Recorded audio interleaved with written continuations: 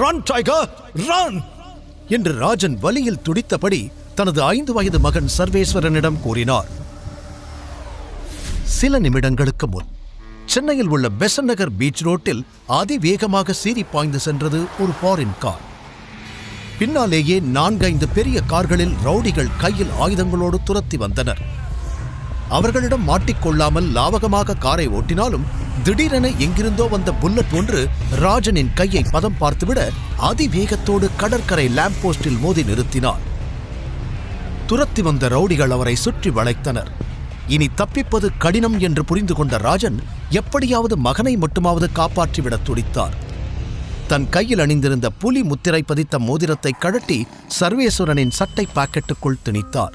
அப்பா, போகாதீங்கப்பா, என்னை விட்டு போகாதீங்கப்பா என்று அழுத சர்வாவை கட்டி அணைத்தவர் பின் அழுத்தமாக அவனது நெற்றியில் முத்தமிட்டார்.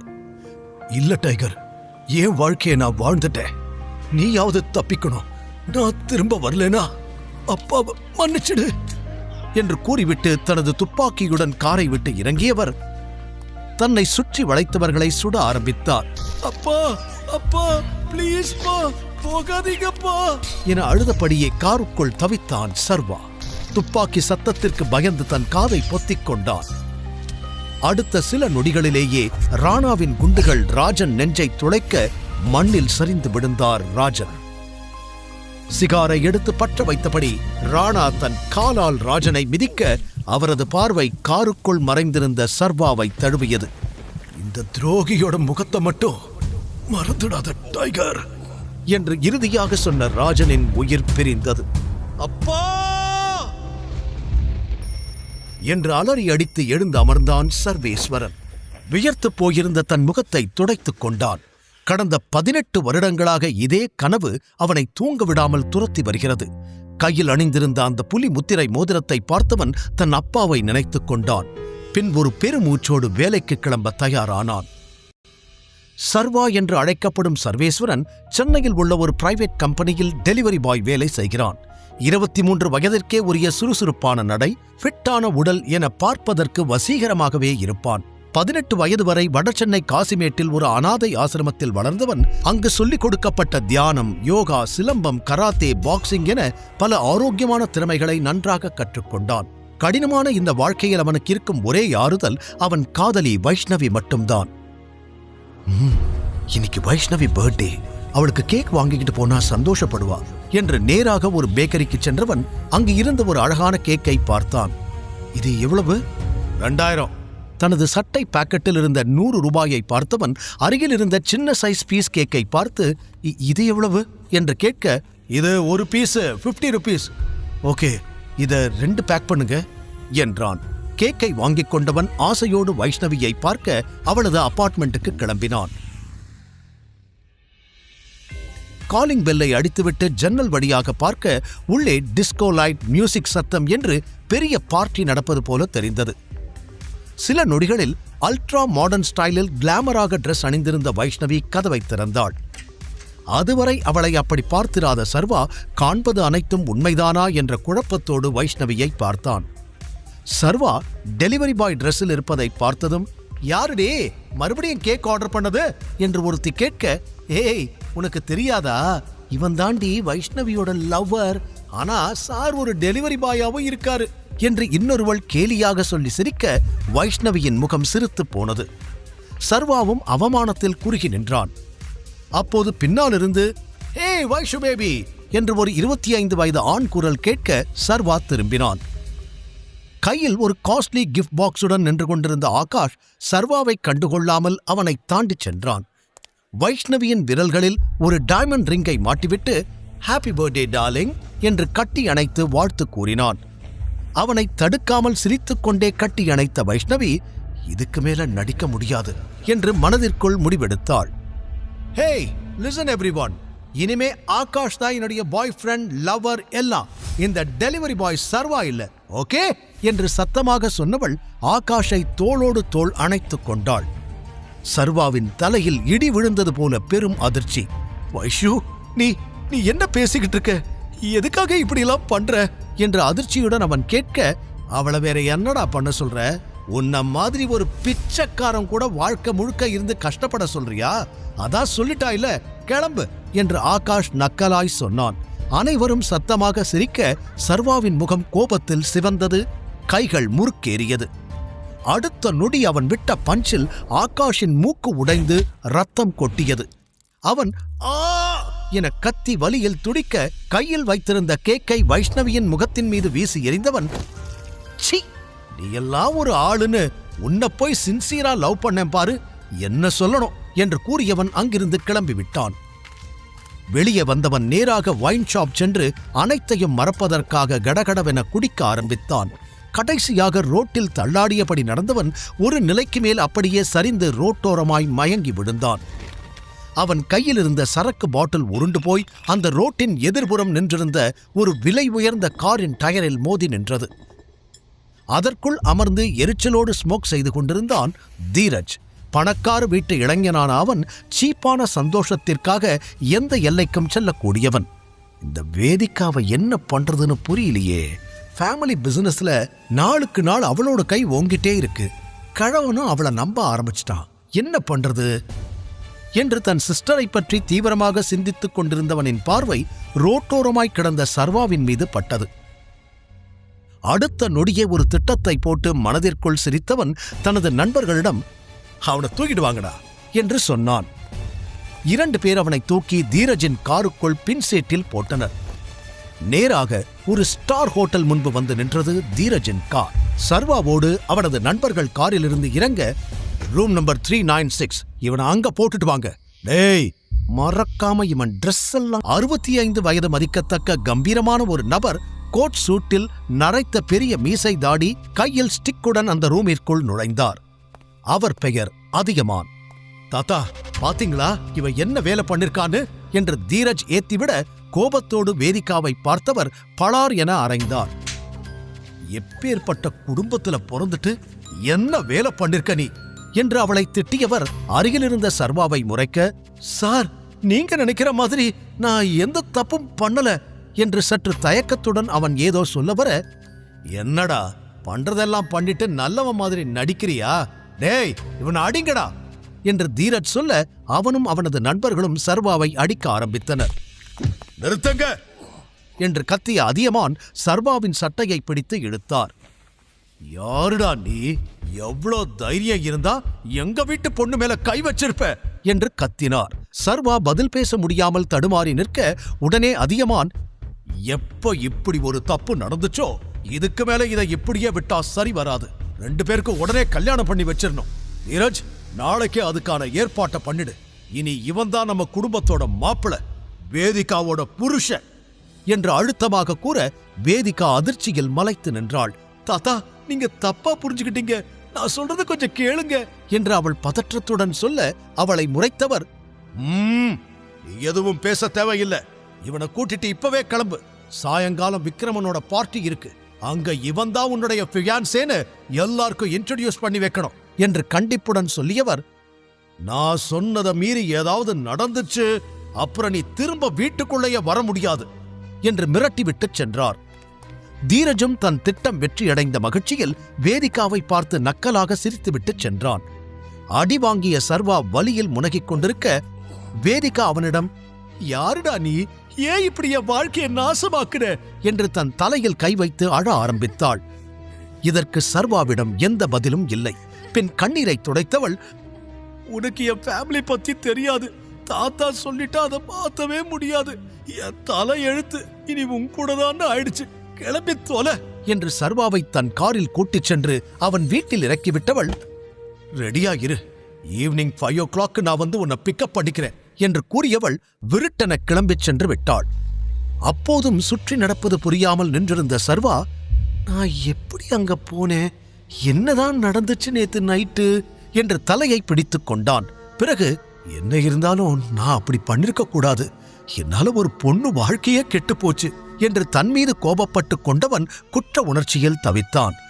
சரியோ தப்போ, இனி இவ கூட தான் நம்ம லைஃப் என்று முடிவெடுத்தவன் பார்ட்டிக்கு கிளம்ப தயாரானான். சொன்னது போலவே ஈவினிங் 5 o'clock காரில் வந்து அவன் வீட்டு முன்னால் நின்றாள் வேதிகா. அவளது ஸ்கை ப்ளூ ரிச் காஸ்டியூமை பார்த்து மயங்கி போனான் சர்வா. என்ன அழகடா இந்த பொண்ணு, இவளுக்கு இனிமே நான் தான் புருஷனா? தன்னைத்தானே கிள்ளிக் கொண்டவன் தனது அப்பா கொடுத்த புலி முத்திரை கொண்ட மோதிரத்தை சுழற்றியபடி காரில் ஏற வந்தான். தயவு செஞ்சு அதை கழட்டி போடுறியா, பார்க்கவே கேவலமா இருக்கு என்று கூறினாள் வேதிகா. இல்ல, இதுதான் எனக்கு எல்லாமே, இதை கழட்ட முடியாது என்று அவன் ஸ்டபனாக கூறியதும் எரிச்சல் அடைந்தவள் கெட்டன் என்றாள். காருக்குள் நிறைந்திருந்த அவளின் காஸ்ட்லியான யூனிக் பெர்ஃப்யூம் வாசனையும் காகிள்ஸ் அணிந்தபடி அவள் கார் ஓட்டும் ஸ்டைலும் சர்வாவை ரசிக்க வைத்தது. அடுத்த 20 நிமிடங்களுக்கு இருவரும் ஒரு வார்த்தை கூட பேசிக்கொள்ளவில்லை. பார்ட்டி நடக்கும் இடத்திற்கு வந்து சேர்ந்ததும் காரை நிறுத்தியவள் அவனோடு ஒன்றாக உள்ளே சென்றாள். பார்ட்டி நடக்கும் விக்ரமனின் போட்ஸ் கிளப் வில்லா பிரம்மாண்டமாய் அலங்கரிக்கப்பட்டிருந்தது. அனைத்தையும் ஆச்சரியமாய் பார்த்தபடி உள்ளே நுழைந்தான் சர்வா. அப்போது முகத்தில் பிளாஸ்டரோடு அங்கு வந்து நின்றான் அவனின் எக்ஸ் லவ்வர் வைஷ்ணவியின் திடீர் காதலன் ஆகாஷ். சர்வாவின் சட்டையை பிடித்தவன், உனக்கு இங்கென்னடா வேலை என்று மிரட்ட சர்வா அவனை முறைத்தான். ஏய், என்ன பண்ற? இவர் என்னோட ஃபியான்சே, கையை எடு என்று அதட்டலாக சொன்னாள் வேதிகா. அதை கேட்டு அங்கிருந்த அனைவருமே அதிர்ச்சியாகினர். சர்வாவும் தன் புருவம் உயர்த்தி சின்ன ஆச்சரியத்துடன் வேதிகாவை பார்த்தான். வாட், உனக்கு என்ன பைத்தியம் பிடிச்சிருக்கா? இவனே ஒரு டெலிவரி பாய், இவனை போய் உன் ஃபியான்சேன்னு சொல்ற என்று அதிர்ச்சியுடன் கேட்டான் ஆகாஷ். ஆனால் வேதிகாவோ அதற்கு பதில் சொல்லாமல் அங்கிருந்து நகர்ந்துவிட, இப்ப நான் யாருன்னு தெரிஞ்சிடுச்சுல, இன்னொரு தடவை தேவையில்லாம என்கிட்ட வம்பிடுத்த வாய உடைச்சிடுவேன் என்று சர்வா ஆகாஷை அடிக்க கைவோங்க அந்த பார்ட்டியை ஹோஸ்ட் செய்யும் விக்ரமன் அங்கு வந்தார். 55 வயதிலும் எலீட் பிசினஸ்மேன் லுக்கில் திடகாத்திரமாக ஸ்டைலாக இருந்தார் விக்ரமன். என்ன பண்றீங்க ரெண்டு பேரும்? இவனை யாருமே இங்க இன்வைட் பண்ணல, திருட்டுத்தனமா உள்ள வர பார்க்கறான் என்று ஆகாஷ் வேகமாக சொல்ல சர்வாவை கூர்ந்து பார்த்தார் விக்ரமன். அவனது முக அமைப்பும் உடல் தோரணையும் அவரை ஒரு நொடி ஆச்சரியத்தில் ஆழ்த்தியது. ஹலோ சார், நான் எந்த பிரச்சனையும் பண்ண வரல. உங்களை பார்த்ததும் இவன் தான் அப்படியே கதையை மாத்தி சொல்றான். முடிஞ்சா இவனை துரத்தி விடுங்க என்று கூறிவிட்டு சர்வா அங்கிருந்து நகர பார்க்க, ஒரு நிமிஷம் என்று அவன் விரலில் இருந்த புலி மோதிரத்தை பிடித்து உற்று பார்த்த விக்ரமனின் முகம் அடுத்த நொடி மாறியது. சில நொடிகள் யோசித்தவர் சர்வாவை நெருங்கி வந்தார். உங்க கூட ஒரு 2 நிமிஷம் நான் தனியா பேசலாமா என்று பவ்யமாக அவர் கேட்க, அவரது பணிவை பார்த்த அனைவருமே புரியாமல் திகைத்து போய் நின்றனர். என்கிட்ட பேசணுமா என்று சர்வாவும் சந்தேகமாக கேட்க, ஆமா, என் கூட கொஞ்சம் வாங்க என்று தனியாக அவரது பிரைவேட் ரூமிற்கு அழைத்துச் சென்றார். உங்க மோதிரத்தை நான் பார்க்கலாமா என்று மோதிரத்தை கையில் வாங்கி அதிலிருந்த புலி முத்திரையும் அதற்கு நடுவில் எழுதியிருந்த டி என்ற எழுத்தையும் பார்த்தவர் மீண்டும் அதிர்ந்து, டைகர் என்று மெல்லிய குரலில் கூறினார். சர்வா அந்த வார்த்தையை கேட்டதும் அவரை சட்டென்று நிமிர்ந்து பார்த்தான். இந்த பேரு என் அப்பாவுக்கு மட்டும்தான் தெரியும், உங்களுக்கு எப்படி என்று சர்வா புரியாமல் கேட்க, கண்கள் கலங்க அவனை பார்த்தவர், 18 வருஷமா உன்னைத்தான் தேடிக்கிட்டு இருக்கேன் டைகர், நீ எங்க ராஜனோட பையன்தானே என்று அவர் கேட்க, சர்வா ஆமா என்று தலையாட்டினான். எமோஷனலாக அவனை கட்டி அணைத்துக் கொண்டவர் வேகமாக ஒரு ஸ்கிரீனை விலக்கினார். ஒரு பெரிய சைஸ் பழைய போட்டோ சுவற்றில் பதிந்திருந்தது.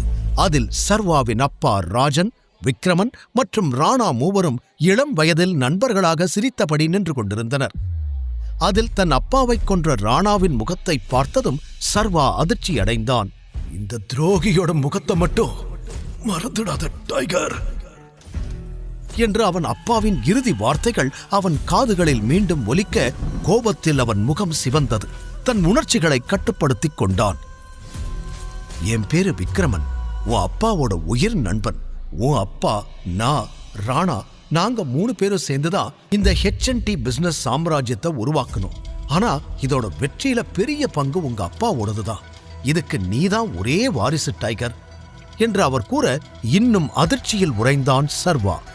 வெளியே இருந்து பார்க்கிறப்போ இது ஒரு நார்மலான பிசினஸ் கம்பெனியா தான் தெரியும். ஆனா அண்டர்வேர்ல்ட்ல இதுக்கு இன்னொரு முகம் இருக்கு.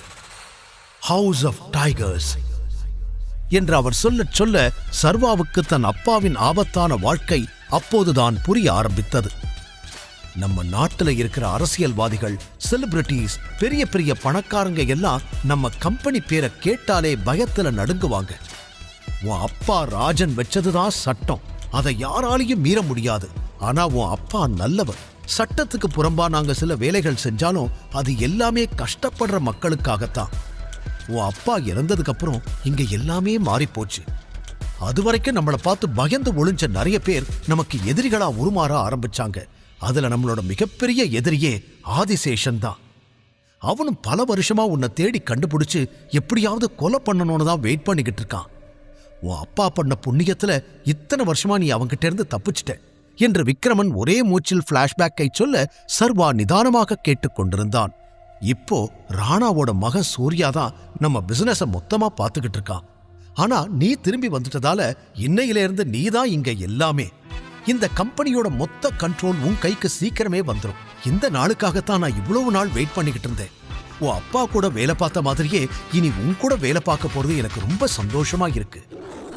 Yes, the tiger has returned என்று உணர்ச்சி வேகத்தில் விக்ரமன் அவனை கட்டி அணைத்துக் கொள்ள சர்வாவின் உலகம் ஒரே நாளில் தலைகீழாய் மாறி இருந்தது. போட்டோவில் சிரித்தபடி இருந்த தன் அப்பாவையே பார்த்தபடி கண் கலங்கி நின்றான். தன் நிலையை எண்ணி பார்த்தான். நேற்று வரை அவன் பாக்கெட்டில் 100 ரூபாய்தான் அதிகபட்சமாகவே இருந்தது. ஆனால் இன்று அவன் பல ஆயிரம் கோடி மதிப்புள்ள கம்பெனியின் ஓனர். ஆமா, நீங்க எவ்வளவு பெரிய ஆளு, உங்களால ஏன் என்னை கண்டுபிடிக்கவே முடியல? நீங்க கொஞ்சம் முயற்சி பண்ணி இருந்தா எப்பவோ என்னை கண்டுபிடிச்சிருக்கலாமே என்று சர்வா விக்ரமனிடம் சூசகமாக கேட்டான். ஒருவேளை விக்ரமனும் ஏதாவது சதி செய்கிறாரா என்ற டவுட் அவனுக்கு வந்தது. அவனுக்கு யார் மீதும் இப்போது நம்பிக்கை வரவில்லை. என்ன டைகர் இப்படியெல்லாம் கேட்கிற? உன்னை நாங்க தேடாத நாளே இல்ல. உன்னோட சின்ன வயசு போட்டோ மட்டும்தான் என்கிட்ட இருந்துச்சு. அதை வச்சு உன்னை கண்டுபிடிக்க எவ்வளவோ ட்ரை பண்ணோம், ஆனா முடியல. பரவாயில்ல, இப்ப நீ வரவேண்டிய இடத்துக்கு சரியா வந்துட்ட. நீ உயிரோட இருக்கேன்னு தெரிஞ்சா சூர்யாவும் மத்த டீம் மெம்பர்ஸும் ரொம்ப சந்தோஷப்படுவாங்க என்று விக்ரமன் ஆசையோடு கூற, சூர்யாவின் பெயரை கேட்டதும் சர்வாவின் முகம் இறுகி போனது. ராணா ஒரு துரோகி, அவன் மக சூர்யாவும் அப்படிதான் இருப்பான் என்ற எண்ணத்தில் இருந்தான் சர்வா. இருந்தும் அதையெல்லாம் முகத்தில் காட்டிக் கொள்ளாதவன் தன் வாழ்வில் மறைக்கப்பட்டிருக்கும் பக்கங்களை இன்னும் தெளிவாக தெரிந்து கொள்ள விரும்பினான். டைகர், நீ இல்லாததால இவ்ளோ வருஷம் சூர்யா தலைவனாய் இருந்தான். அதான் நீ வந்துட்டியே, இனி எல்லாத்தையும் மாத்திடலாம், நான் பாத்துக்கிறேன் என்று சொல்லிக்கொண்டு தன் டேபிளுக்கு சென்ற விக்ரமன் ஒரு டிராவை திறந்து தனது செக் புக்கை எடுத்து அதில் ஏதோ எழுத ஆரம்பித்தார். ராணா என் அப்பாவை கொன்னாங்கிறது இவங்க யாருக்குமே தெரியாது போல. அதனாலதான் அவர் பையன் சூர்யாவை தலைவனா இருக்க விட்டுருக்காங்க. இதை இன்னும் டீடைலா தெரிஞ்சுக்கணுமே என்று யோசனை செய்தான் சர்வா. அப்போது அவன் முன்னால் அந்த செக்கை நீட்டினார் விக்ரமன். அதில் 50 கோடி என்று எழுதப்பட்டிருந்தது. சர்வா அதிர்ச்சியோடு அவரை பார்க்க, இதை இப்போதைக்கு வச்சுக்கோ டைகர், நீ மறுபடியும் தலைவனா மாறுற வரைக்கும் இது உன்னோட செலவுக்கு யூஸ்ஃபுல்லா இருக்கும் என்று சொல்லி அதை அவன் கைகளில் தர, சர்வா பதிலேதும் கூறாமல் அதை வாங்கி தனது பாக்கெட்டில் வைத்துக் கொண்டான். நிமிடங்களில் தலைகீழாய் மாறிப்போன தனது வாழ்க்கையை அவனாலேயே நம்ப முடியவில்லை. அப்புறம் டைகர், ஒரு முக்கியமான விஷயம், நீ ஹவுஸ் ஆஃப் டைகர்ஸ்க்கு பாஸ் ஆகிற வரைக்கும் உன்னோட ஒரிஜினல் ஐடென்டிட்டி யாருக்குமே தெரிய வேண்டாம். நீ இப்ப எப்படி இருக்கியோ அதே மாதிரியே மெயின்டைன் பண்ணு. நேரம் வரும்போது எல்லாருக்கும் சொல்லலாம் என்று இறுதியாக அவர் கூற, சர்வா சரி என்று தலையாட்டினான். வெளியில் பலர் பல யோசனைகளுடன் இருக்க, வேதிகாதான் இவனை எதுக்காக அங்கிள் கூட்டிட்டு போனாரு, இவனுக்கும் அவருக்கும் என்ன சம்பந்தம் என்று சந்தேகத்தோடு நின்று கொண்டிருந்தாள். அப்போது அவளிடம் வந்த ஆகாஷ், என்ன உன் கூட வந்தவனை பத்தி யோசிச்சுக்கிட்டு இருக்கியா? அவனை விக்ரமன் சார் உள்ள கூட்டிட்டு போய் நல்லா அடி வெளுத்துட்டு இருப்பாருன்னு நினைக்கிறேன் என்று கூறி முடிக்க, உடனே தீரஜும் தன் பங்கிற்கு, சரியா சொன்ன ஆகாஷ், அதுக்குதான் தகுதி தராதரம் தெரிஞ்சு பழகணும்னு சொல்றது. இப்ப பாரு, பாவம் அவன் அல்பாயுசுல சாக போறான் என்று நக்கலாக கூறினான். ஏற்கனவே குழப்பத்தில் இருந்த வேதிகாவிற்கு அவர்கள் பேச பேச பயம் இன்னும் அதிகமானது. உண்மையில் சர்வாவை நினைத்து கவலைப்படுவதா இல்லை கண்டுகொள்ளாமல் இருப்பதா என்று அவளுக்கே புரியவில்லை. கண்டிப்பா அவனோட டெட் பாடி தான் வெளியே வரும், எனக்கு சந்தேகமே இல்லை என்று ஆகாஷ் இறுதியாக சொல்லி முடிக்க, 2 பேரும் வாய மூடுறீங்களா? நீங்க சொல்ற மாதிரியெல்லாம் எதுவும் நடக்காது, உங்க வேலை என்னவோ அதை மட்டும் பாருங்க என்று பற்களை கடித்துக் கொண்டு கூறினாள். இவர்கள் இவ்வாறு பேசிக் கொண்டிருக்கும் போது சர்வா மற்றும் விக்ரமன் இருவரும் கெத்தாக வெளியே வந்தனர். போனபடியே சர்வா திரும்பி வந்திருக்க, வாட் இஸ் திஸ்? உள்ள கூட்டிட்டு போனவரு எப்படியே இவன் கைய காலையாவது உடைச்சிருப்பாருன்னு நினைச்சா அப்படியே கூட்டிட்டு வராரு என்று ஆகாஷ் சந்தேகமாக கேட்டுக்கொண்டிருக்க, தீரஜ் பார்வை முழுவதும் விக்ரமன் மீது இருந்தது. அவர் முகத்தில் 1000 வாட்ஸ் பல்பு எரிவது போல அத்தனை பொலிவு. ஏதோ தப்பாயிருக்கே என்று தீரஜ் யோசனை செய்த நேரம், அட்டென்ஷன் எவ்ரிவான் என்று கூட்டத்தின் கவனத்தை தன் பக்கம் திருப்பினார் விக்ரமன். மீட் சர்வா, ஐ மீன் சர்வேஸ்வரன், என் ஃப்ரெண்டோட என உற்சாகமாய் ஆரம்பித்தவர் தடுமாறிவிட்டு, என்னோட எக்ஸ் டிரைவரோட ஒரே பையன், ரொம்ப ரொம்ப டேலண்டட் என அங்கிருந்த அனைவருக்கும் இன்ட்ரடியூஸ் செய்து வைத்தார். வேதிகா ஆச்சரியமாக பார்த்தாள். அடுத்து அவர் என்ன பேசப் போகிறார் என்பதிலேயே அங்கிருந்த அனைவரது கவனமும் இருந்தது. ஆனால் அதற்கு மேல் எந்த டீடைல்ஸும் சொல்லாதவர், எல்லாரும் பார்ட்டியை என்ஜாய் பண்ணுங்க என்று பார்ட்டியை கவனிக்க ஆரம்பித்தார். ஒரு டிரைவர் பையனுக்கு எதுக்கு இவ்ளோ இம்பார்ட்டன்ஸ்? என்னவோ பெரிய ஆளை இன்ட்ரடியூஸ் பண்ற மாதிரி சொல்லிட்டு போறாரு என்று ஆகாஷ் கேட்க, தீரஜுக்கும் கூட அதே சந்தேகம் இருந்தது. ஆனால் சர்வா இவர்கள் இருவரையும் கண்டுகொள்ளவே இல்லை. அவன் மனம் முழுவதும் அவன் அப்பாவை பற்றியும் ராணா செய்த துரோகத்தை பற்றியும் மட்டுமே சிந்தித்துக் கொண்டிருந்தது. உன்னை உள்ள கூட்டிட்டு போய் விக்ரமன் சார் என்ன பேசினாரு என்று கேட்டபடி அருகில் வந்தான் ஆகாஷ். அவனை நிமிர்ந்து பார்த்த சர்வா, உன்ன மாதிரி லூசு பையன் எவனாவது வந்து கேள்வி கேட்டா பதில் சொல்லாதேன்னு சொல்றதுக்காக தான் கூட்டிட்டு போனாரு என்று பட்டென கூறினான். அதில் கடுப்பாகிய ஆகாஷ், இந்த திமிருக்கு ஒன்னும் குறைச்சல் இல்ல, கண்டிப்பா ஒரு நாள் நீ அனுபவிப்படா என்று கூறிவிட்டு அங்கிருந்து நகர, சர்வா அதையெல்லாம் மதிக்கவே இல்லை. அவனது எண்ணங்கள் வேறு எங்கோ இருக்க, அதற்கு பிறகு அவனும் வேதிகாவும் பெரிதாக பேசிக் கொள்ளவில்லை. பார்ட்டி முடிந்து சர்வா வேதிகாவின் காரில் ஏறி, ஓகே ஃபர்ஸ்ட் ஏன் வீட்டுக்கு போங்க என்றான். உடனே வேதிகா, ஏய் தாத்தா உன்னை பார்ட்டிக்கு கூட்டிட்டு மட்டும்தான் வர சொன்னாரு, திரும்பிலாம் டிராப் பண்ண முடியாது. நீயே இப்படி இருக்கேனா உன் வீடு எந்த லட்சணத்துல இருக்குமோ அதெல்லாம் என்னால பார்க்க முடியாது. நீ ஏதாவது கால் டாக்ஸி இல்ல ஆட்டோ பிடிச்சு போ என்று முகத்தை சுளித்தபடி கூறினாள். அது சர்வாவிற்கு சுருக்கென இருக்க, அவளிடம் பேசுவதற்காக திரும்பி அவளை பார்த்து அமர்ந்தவன், ஹலோ வைஃபி என்று அவன் அசால்ட்டாக கூப்பிட, அவள் அதிர்ச்சியாகி அவனை பார்த்தாள். இந்த பார்ட்டியில என்ன ஃபியான்சேன்னு தானே எல்லார்கிட்டையும் சொன்ன? அப்ப நான் ஃபியூச்சர் ஹஸ்பண்ட் தானே, நாளைக்கே நமக்கு கல்யாணம் ஆகலாம், கொஞ்ச நாள்ல புள்ளையே கூட பெத்துக்கலாம். அப்போ புருஷ வீட்டுல தானே பொண்டாட்டி வந்து இருக்கணும், அத நீ பார்க்க வேணாமா என்று கெத்தாக அவன் கேட்க, புல்ஷிட், யார் யாருக்கு ஹஸ்பண்ட்? ஏதோ ஃப்ராடுத்தனம் பண்ணி என் கூட ஒரு நைட் இருந்துட்டேனா நான் உனக்கு சொந்தம் ஆகிடுவேனா? என் தாத்தா தான் புரியாம ஏதோ பண்ணிக்கிட்டு இருக்காருனா அதையே நீ அட்வான்டேஜா எடுத்துட்டு உன் வேலையெல்லாம் என்கிட்ட காட்டாத. Stay within your limits. இப்பதான் உன் ட்ரூ கலர்ஸ் கொஞ்சம் கொஞ்சமா வெளியே தெரியுது என்று பொரிந்து தள்ளியவள் மூச்சு வாங்கினாள். சர்வா அமைதியாக அவளையே பார்த்து கொண்டிருந்தான். ஒரே நைட்ல என் வாழ்க்கையவே கெடுத்துட்டு இப்ப லாஜிக் பேசுறியா? முதல்ல நேத்து நைட் எப்படி என் ரூம்குள்ள வந்த அத சொல்லு என்று அவள் கோபத்தில் கேட்க, அதே கேள்விய நான் உன்கிட்ட கேட்கிறேன், நீதான் என்ன உன் ரூமுக்கு கூட்டிட்டு வந்தியா என்றான் சர்வா அவளை நேருக்கு நேர் பார்த்து.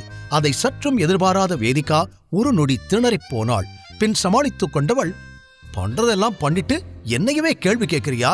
உன்கிட்ட பேசுறதுக்கெல்லாம் எனக்கு டைம் இல்ல. நீ உன் வீட்டுக்கு போ, நான் ஏன் வீட்டுக்கு போறேன். ஒருவேளை ஃபியூச்சர்ல நம்ம ஒன்னா தங்க வேண்டிய நிலைமை வந்தா அப்பவும் நீ தான் என் வீட்டுக்கு வருவ. அங்க என் வீட்டு சர்வன்ஸ் தங்குற இடத்துல இப்பவே உனக்கும் ஒரு பிளேஸ் ரெடி பண்ணி வைக்க சொல்றேன் என்று திமிராக சொன்னாள். அந்த வார்த்தை சர்வாவை ஆழமாக தாக்கியது. ஆனால் அவன் உள்மனது சொன்னது நிச்சயமாக வேதிகாவின் இயல்பான குணம் இது இல்லை என்று. ஆகாஷும் தீரஜும் அவமானப்படுத்தும் போது இவள்தானே அதை தடுத்து காப்பாற்றினாள் என்று மனதுக்குள் அலசி பார்த்தவன் தன்னை சமாதானப்படுத்திக் கொண்டான். பின் சிறிது நேரத்தில் அவள் இறக்கிவிட்டு சென்றுவிட, வெறுமையான தன் ஹவுசிங் போர்டு அறையை பார்த்தவன் மனதிற்குள் சொல்ல முடியா பல எண்ணங்கள் ஓடியது. அடுத்த நாளும் வழக்கம் போல கனவு கண்டு தூக்கத்தில் அடித்து பிடித்து எழுந்தான் சர்வா. வழக்கமாக தன்னை சமாதானப்படுத்திக் கொள்வதில் அவனுக்கு பல சிரமங்கள் இருக்கும். ஆனால் நேற்று விக்ரமனை சந்தித்த பிறகு பாரங்கள் பாதியாக குறைந்திருக்க, அப்பா நீங்க உருவாக்குன சாம்ராஜ்யம் அப்படியே இருக்கு, அதை என் கைக்கு கொண்டு வரணும். நீங்க ஆசைப்பட்டபடி டைகரா நான் மாறுவேன்பா, இனி அதுதான் என் கோல் என்று தனக்குத்தானே சொல்லிக் கொண்டவன் எழுந்து கிளம்ப ஆரம்பித்தான். அப்போது அவனுக்கு ஒரு அழைப்பு வந்தது. நான் அதிகமான், வேதிகாவோட தாத்தா பேசுறேன். நீ இன்னும் 1 hourல ரெஜிஸ்டர் ஆபீஸ்ல இருக்கணும், புரியுதா? நீ வரல, உன்னை எப்படி வர வைக்கணும்னு எனக்கு தெரியும் என்று கோபமாக சொல்லி அழைப்பை துண்டித்தார். வான்னு சொன்னாலே நான் வரப்போறேன், எதுக்கு இவர் இவ்வளோ எனர்ஜியை வேஸ்ட் பண்றாருன்னு தெரியலையே என்று நினைத்துக் கொண்டவன் கிளம்பினான். ஏற்கனவே இனி வேதிகாவும் அவளது குடும்பத்தினரும் என்ன சொன்னாலும் அதை அப்படியே கேட்க வேண்டும் என முடிவெடுத்து விட்டதால் இதெல்லாம் ஒரு விஷயமாகவே அவனுக்கு தெரியவில்லை.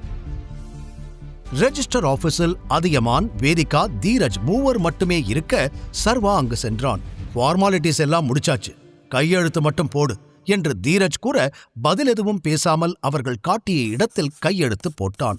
வேதிகா அவனை எரிச்சலோடு பார்த்தாள். பின் அவளும் கையெழுத்து போட, என்ன கல்யாணம்னு சொன்னாங்க, இவ்வளோ சிம்பிளா பண்ணிட்டாங்க, பொண்ணோட அப்பா அம்மா கூட வரலையே, இவ என்ன டெஸ்ட் டியூப் பேபியா என்று சம்பந்தமில்லாமல் அவன் சிந்தித்துக் கொண்டிருந்தான். இது மட்டும் அவளுக்கு தெரிந்திருந்தால் அங்கேயே அவனை துரத்தி துரத்தி அடித்திருப்பாள்.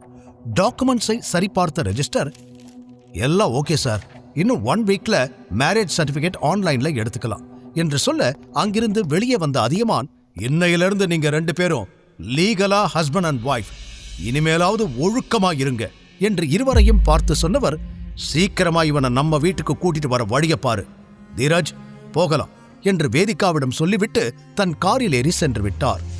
அவனை திரும்பி ஒரு லுக் விட்ட வேதிகாவும் எதுவும் சொல்லாமல் அங்கிருந்து கிளம்பிவிட, என்னடா நடக்குதுங்க, மஞ்சள் தண்ணி ஊத்தி ஆட்ட வெட்டுற மாதிரி வர சொன்னாங்க, கையெழுத்து போட சொன்னாங்க, கல்யாணம் முடிஞ்சிடுச்சுன்னு எல்லாரும் கிளம்பி போயிட்டாங்க, டெலிவரி பாயா இருந்த எனக்கு இப்படி ஒரு இன்ஸ்டன்ட் மேரேஜ் நடக்கும்னு கனவுல கூட நினைச்சு பார்த்தது இல்லையே, என்னவோ போடா, இன்னும் என் வாழ்க்கையில நான் என்னென்னலாம் பார்க்கணுமோ என்று தனக்குள் புலம்பியவன் அங்கிருந்து கிளம்பினான். பின் அடுத்த அரை மணி நேரத்தில் தான் டெலிவரி பாயாக வேலை செய்யும் ஆபீஸுக்கு வந்து சேர்ந்தான். அவன் காரிடாரில் நடந்து கொண்டிருந்த நேரம், ஹலோ பிஸி டெலிவரி பாய் என்று பின்னாலிருந்து ஹரீஷ் கத்தும் சத்தம் கேட்டது. ஹரீஷும் அவனோடுதான் வேலை செய்கிறான். ஆனால் அவனுக்கு வேலை செய்வதை விட சர்வாவை மட்டம் தட்டி பேசுவதுதான் ரொம்ப பிடிக்கும். எனவே என்ன விஷயம்னு சொல்லு என்று பேச்சை கத்தரித்தான் சர்வா.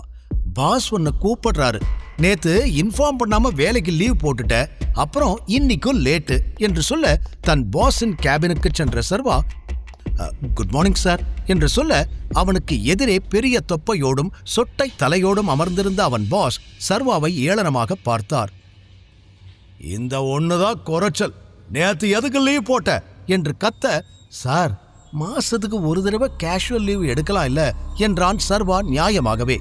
வாய மூடு, இது என்ன உன் அப்பனோட கம்பெனியா என்றவர் எகிற சர்வா அவரை தீயாய் பார்த்தான். என்ன முறைக்கிற, இப்பவே இடத்த காலி பண்ணு, இனிமே உனக்கு இங்க வேலை கிடையாது என்று சொல்ல எப்படியும் தனக்கு இந்த நிலைமை வரும் என்றவன் ஏற்கனவே யூகித்து வைத்திருந்தான். ஆகாஷுக்கு அவனுடைய பாஸை நன்றாகவே தெரியும். அதனால்தான் தன் வேலை போகிறது என்று புரிந்து கொண்டவன், சரி நான் போறேன், ஆனா அதுக்கு முன்னாடி இந்த மாசம் நான் பார்த்த வேலைக்கான சம்பளத்தை கொடுங்க என்று கேட்க அவன் பாஸ் மேலும் கோபமாகி, அப்படியா, அப்ப கொஞ்ச நேரம் பொறு, உன் சம்பளத்தை இப்பவே கொடுத்துடுற என்று அழுத்தி கூறியவர் அங்கிருந்த பெல்லை தட்ட அடுத்த நிமிடம் உள்ளுக்குள் தடிதடியாக 4 பவுன்சர்கள் வந்தார்கள். இவனை கழுத்த பிடிச்சு வெளியே தள்ளுங்க என்று கத்தினார். ஆனால் அவர்கள் சர்வாவை தொடும் முன்பே சர்வா ஒருவன் கழுத்தை பிடித்து அங்கிருந்த மேஜையில் மடார் என்று அடிக்க அவனோ ரத்தம் கொட்டிய தலையை பிடித்தபடி கீழே விழுந்தான். அடுத்த சில நொடிகளில் அங்கு ஒரு ஆக்ஷன் அதகளமே அரங்கேறியது. அவனது ஒவ்வொரு அடியிலும் அலறல் சத்தம் எதிரொலித்தது. இன்னொருவனின் கையை பின்னால் திருகிய சர்வா மற்றொருவனை மிதித்து பறக்கவிட 5 நிமிடத்தில் அந்த 4 பவுன்சர்களும் மண்ணை கவ்வி விட்டார்கள். கையிலிருந்த ரத்தத்தை உதறிய சர்வா, என்னோட சம்பளம் என நேராக பாஸிடம் கையை நீட்ட அவரோ வேர்த்து போய் டிராயரில் வைத்திருந்த 25,000 ரூபாய் பணத்தை எடுத்து தர சர்வா வெடுக்கென்று புடுங்கிக் கொண்டான். இதை முன்னமே பண்ணிருக்கலாம் இல்ல என்று சொல்லிவிட்டு சர்வா வெளியே செல்லும் முன் மீண்டும் பாஸை பார்த்து, இன்னொரு தடவை என் அப்பாவை பத்தி பேசுன, உன்னை உயிரோட குழி தோண்டி புதைச்சிடுவேன் என்று மிரட்ட இதுவரை சர்வாவின் கோபத்தை பார்த்திராத பாஸ் மிரண்டு போனார். பின் சர்வா வெளியே வர திடீரென்று அவனுக்கு ஒரு அன்னோன் நம்பரிலிருந்து கால் வந்தது. ஹலோ, யாரு என்றவன் விசாரிக்க அந்த பக்கம் விக்ரமன் தான் பேசினார். டைகர், நான் அனுப்புற அட்ரஸ்க்கு இன்னைக்கு நைட் வா என்றார். எதுக்காக அங்கிள்? டைகர், இன்னைக்கு ஒரு முக்கியமான ஆள்கிட்ட உன்னை நான் அறிமுகப்படுத்த போறேன். நம்ம மாஃபியா வேர்ல்டுல அவருக்குன்னு ஒரு பெரிய நேம் இருக்கு. உன்னோட அப்பா, நான், அவரெல்லாம் அந்த காலத்துல இருந்தே நல்ல பழக்கம். அவரோட பேரு கரிகாலன். ராஜன் இருந்த வரைக்கும் அவருக்கு கீழே தான் கரிகாலன் இருந்தாரு. இப்போ எங்க டைகர் நீ திரும்பி வந்துட்டேன்னு அவருக்கு தான் முதல்ல தெரியணும். அதனால நீ டின்னருக்கு ஹோட்டல் விஸ்தாராவுக்கு வந்துரு, நான் உனக்கு அட்ரஸ் அனுப்புறேன் என்று சொல்ல சர்வாவோ கரிகாலனின் பெயரை கேட்டவுடன் தனி யோசனையில் நின்று விட்டான். அந்த பெயரை பற்றி யோசிக்கும் பொழுதே சிட்டியில் நடந்த பல மர்மமான கொலைகள் தான் அவனுக்கு முதலில் ஞாபகம் வந்தது. சென்னையில் கரிகாலன் என்ற பெயரை கேட்டாலே பயத்தில் ஒரு மரியாதை வந்து தானாக ஒட்டிக்கொள்ளும். அந்த அளவிற்கு அவருக்கென்று ஒரு இமேஜ் அனைவர் மனதிலும் இருக்கிறது. எனவே அப்படிப்பட்ட பெரிய மனிதரை தான் சந்திக்கப் போகிறோம் என்று யோசித்த பொழுதே சர்வாவுக்கு பின்னந்தலை சிலிர்த்தது. இன்னொரு பக்கம் அதே கரிகாலனுக்குத்தான் வருங்காலத்தில் தான் லீடராகப் போகிறோம் என்ற எண்ணமே அவன் இரத்த ஓட்டத்தை அதிகமாக்கியது. விக்ரமன் உண்மையிலேயே சர்வாவை ஹவுஸ் ஆஃப் டைகர்ஸுக்கு தலைவனாக்க விரும்புகிறாரா, இல்லை இது சர்வாவை சுற்றி விரிக்கப்படும் சூழ்ச்சி வலையா? முழு கதையையும் கேட்டு மகிழ பாக்கெட் FM ஆப்பை டவுன்லோட் செய்யுங்கள். லிங்க் டிஸ்கிரிப்ஷனில் கொடுக்கப்பட்டுள்ளது.